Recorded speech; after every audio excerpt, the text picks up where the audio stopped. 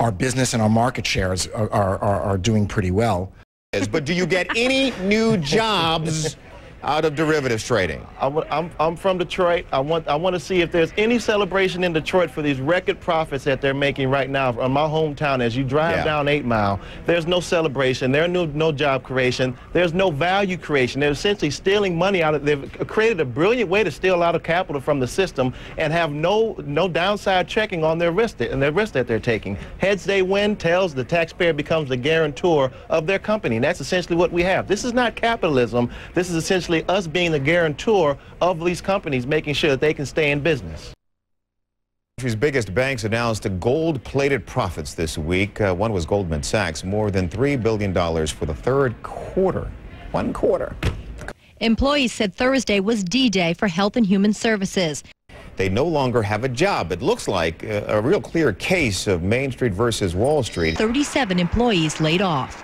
What I take away from looking at these numbers is that they're still feeling a lot of pain. I know the numbers are large and larger for a lot of people who look at this. Who's feeling a lot of pain? But the banks are still feeling pain. It's a very somber day. A lot of people have gotten slipped already. The company says it is on track for its most profitable year ever. What you're seeing is a lot of folks that are suddenly off of, out of a job, not knowing exactly where they're going to go to get a job.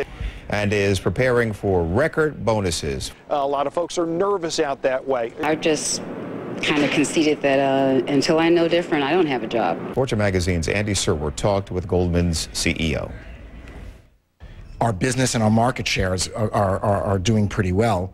Well, Goldman churned out the eye-popping profit. 768,000 Americans lost their jobs in the third quarter, and foreclosures kept up a record pace. Clearly, Wall Street and Main Street lead at different places these days.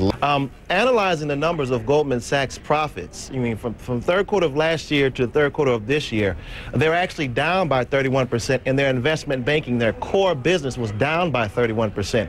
Their true growth came from almost quadruple the numbers in terms of from this third quarter of last year to third quarter of this year in trading and derivatives trading. So they're back to doing the same things over and over again. They're not investing in, they're not the next Warren Buffetts out there investing to finding the next value within this economy.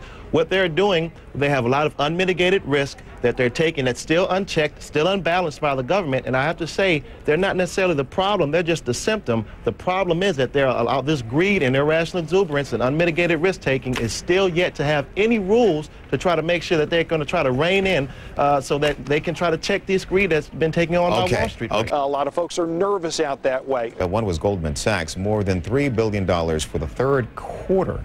1 quarter. The company says it is on track for its most profitable year ever and is preparing for record bonuses. People are really angry about it. They've got to get a collective voice out there to make some change. Our business and our market shares are doing pretty well.